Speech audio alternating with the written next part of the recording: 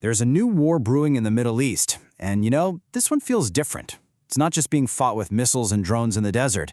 It's being fought with the headlines, it's being fought with conflicting stories, and it's being fought with a terrifying new playbook, one that targets the very lifelines of a country. Today, we're going to try and deconstruct this shadow war that's escalating at lightning speed between the US, Israel, and Iran. Just let that sink in for a moment. This isn't some leaked memo or a statement from an anonymous source. This is a head of state, out in the open, on social media, basically claiming credit for blowing up a major piece of civilian infrastructure. This one post, right here, tells you everything you need to know about how shockingly open and how dangerous this new kind of conflict has become. Okay, so to get our heads around all of this, here's the plan. First, we'll look at the spark that really lit this whole fire. Then we'll get into this wild bridge hit list. After that, we're going to tackle two totally contradictory stories about who's actually winning this thing. And finally, we'll game out what could possibly happen next. All right, let's start at the very beginning, because this war didn't just slowly simmer and boil over. No, this was a sudden explosion. And to really understand this whole war of bridges, you have to see what happened first. It all kicked off on February 28, 2026, a coordinated surprise attack by the US and Israel. Then, literally the next day, the bombshell drops. Iran's supreme leader Ayatollah Khamenei, who's been in power for more than 30 years, is confirmed killed.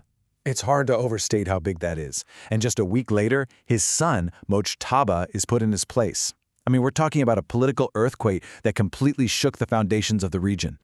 So what was the official reason for all this? Well, according to the US and Israel, their goals were pretty clear and pretty ambitious. First, straight-up induce regime change. Second, take out Iran's nuclear program for good. And third, absolutely wreck their ballistic missile capabilities, which have been a threat to the region for years. And this right here is where the whole script got flipped. For a little while, the war looked kinda conventional. Attacks on military bases, nuclear facilities, the usual stuff. But then, the strategy took a really dark and frankly unprecedented turn.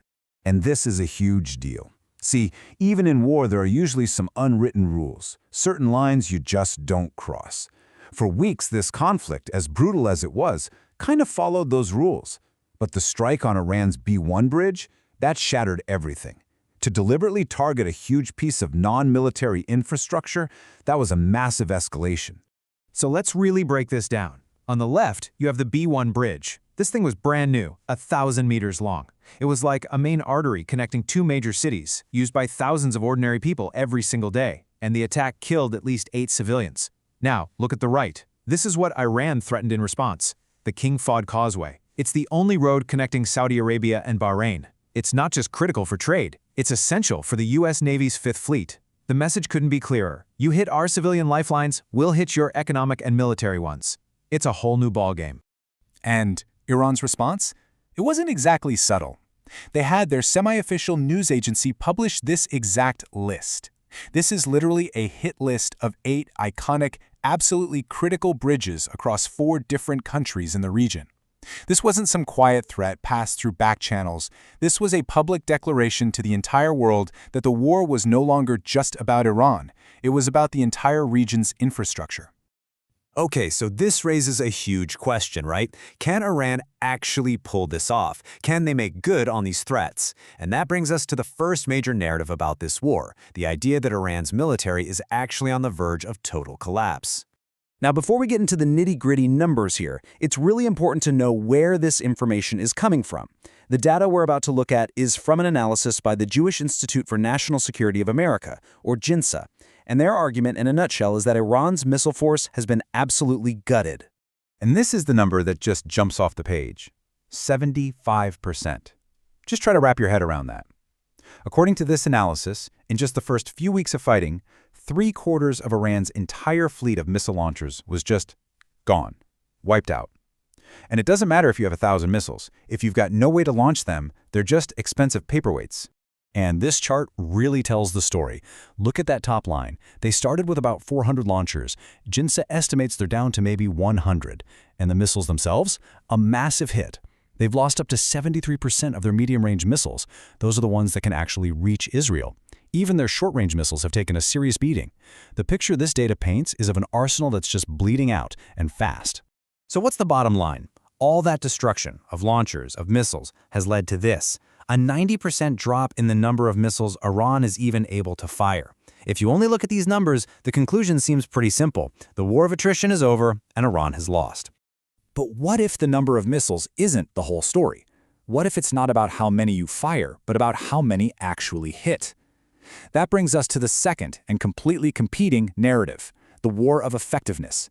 And this story argues that the few missiles Iran has left are succeeding at a terrifyingly high rate. 80%. Now, how do you square that with everything we just saw? This number directly challenges that whole attrition story. It suggests that, despite losing most of their arsenal, 8 out of every 10 missiles Iran fires at Israel are actually getting through some of the most sophisticated air defense systems on the planet. So, what is going on? Well, this claim gets a whole lot more serious when you see who's reporting it. According to Military Watch magazine, this isn't Iranian propaganda. They're saying the confirmation is coming from inside Israel itself, from the newspaper Haaretz. That tells you that for US and Israeli defenses, this is a very, very real problem. So how could they possibly be pulling this off? Well, it looks like a multi-part strategy. First, they're using better tech, like advanced hypersonic weapons that are just incredibly hard to intercept. Think of it like trying to hit a zigzagging bullet with another bullet. Second, they're blinding the defense systems by taking out crucial early warning radars. It's like taking out the goalie's eyes before you take the shot. And finally, they're just overwhelming the system, coordinating their attacks with their allies like Hezbollah to throw more punches than the defender can possibly block. So, here we are, stuck between two completely conflicting realities. On one hand, an arsenal that's numerically falling apart.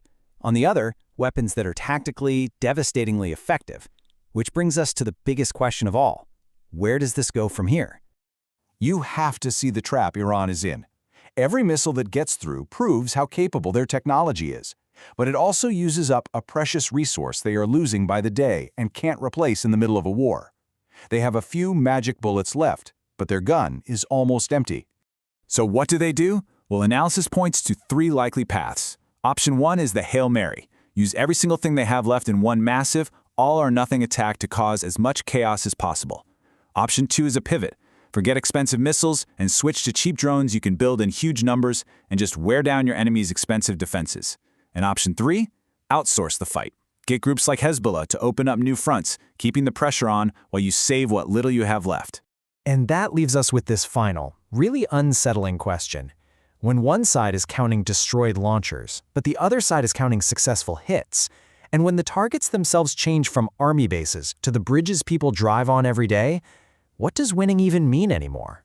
In this strange new war of bridges, the very definition of victory might be the first casualty.